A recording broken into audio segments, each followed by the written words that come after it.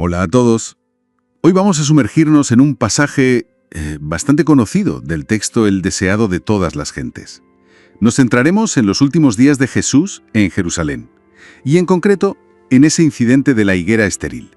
Queremos analizar un poco el simbolismo que le da esta fuente, ver qué mensaje, qué advertencias podemos extraer. Antes de nada, situémoslos un poco.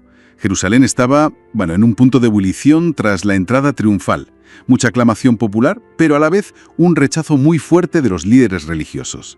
Lo acusan y tal. Y Jesús, según el texto, responde con calma, ¿no? Vale, vamos a desgranar esto. El relato cuenta que al día siguiente, yendo hacia el templo, Jesús tiene hambre. Se fija en una higuera, una que parecía muy frondosa, llena de hojas.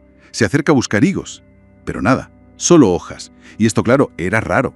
Normalmente en las higueras viene primero el fruto, o al menos junto con las hojas, no solo las hojas. Y es ahí cuando suelta esa frase tan lapidaria.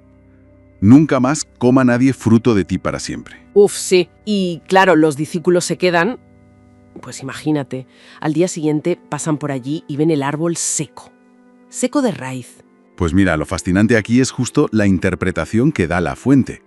No es un árbol y ya está. Es un símbolo muy potente.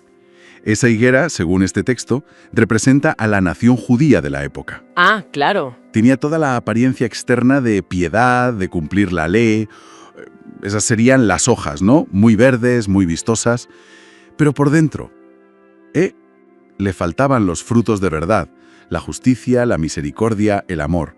Digamos, genuino. El texto los describe como corrompidos por el amor al mundo, la codicia, mucha hipocresía. Entiendo. Entonces, ¿esa apariencia era como una fachada, una pretensión consciente o simplemente, vacío? Yo creo que el texto apunta a ambas cosas. Una pretensión de piedad, sí, pero que al final ocultaba un vacío de espiritualidad real. Mucho ritual, mucha apariencia, y hace un contraste muy interesante con otros árboles, que quizás representaban a los gentiles, a los no judíos. Esos árboles no tenían ni hojas ni fruto. O sea, no aparentaban algo que no eran. Vale. Y para ellos, según esta visión, todavía no había llegado el tiempo de los higos, su momento de dar fruto espiritual. A diferencia de Israel, que sí estaba en su tiempo, o más bien, su tiempo ya había pasado, según el texto.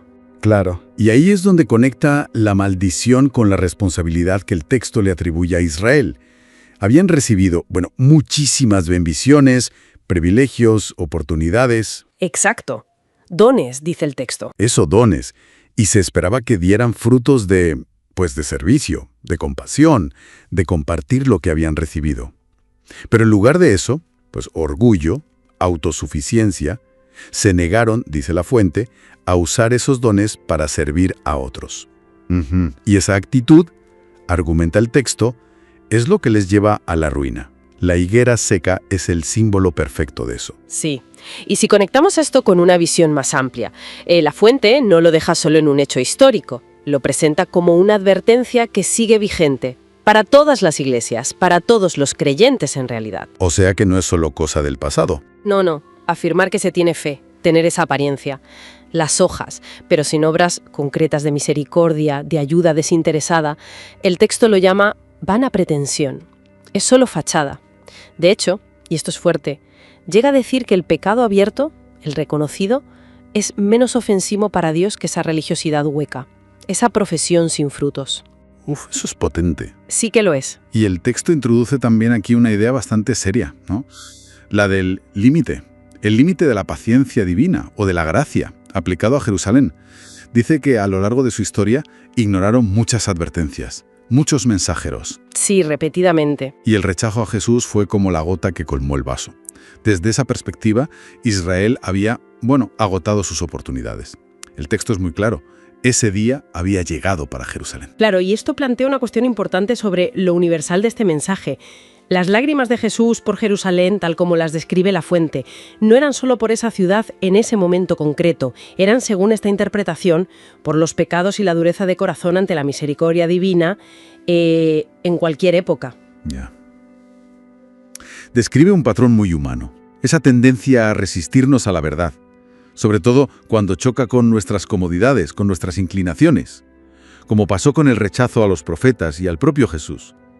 Y esa resistencia, advierte el texto, lleva a una especie de ceguera espiritual. Entonces, resumiendo un poco todo esto, la idea clave que sacamos de esta fuente es una crítica muy directa a cualquier fe superficial, esa fe que se queda en la apariencia, que no se traduce en acciones reales de amor, de servicio. Exacto. Y claro, también es una advertencia muy seria sobre las consecuencias de ignorar las oportunidades, las llamadas.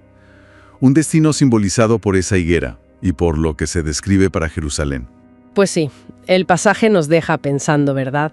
En esa diferencia que a veces hay entre lo que mostramos y lo que realmente somos en cuanto a frutos espirituales. Y casi inevitablemente nos lleva a preguntarnos cómo se puede manifestar hoy esa resistencia a las verdades que nos incomodan o nos piden cambiar. Una reflexión necesaria, creo yo.